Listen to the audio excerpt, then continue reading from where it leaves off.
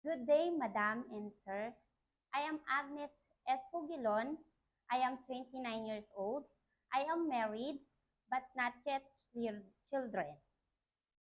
My highest educational attainment of vocational course taking of caregiver. I was worked as a household helper here in the Philippines for 2 years.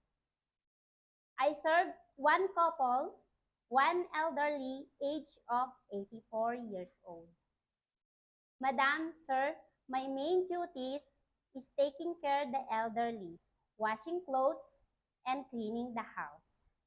I am hard worker person, honest, fast learner, and loyal. To my future employer, thank you in advance. If you will hire me, I promise that I will do my best to serve you and your family. Thank you, Madam and Sir.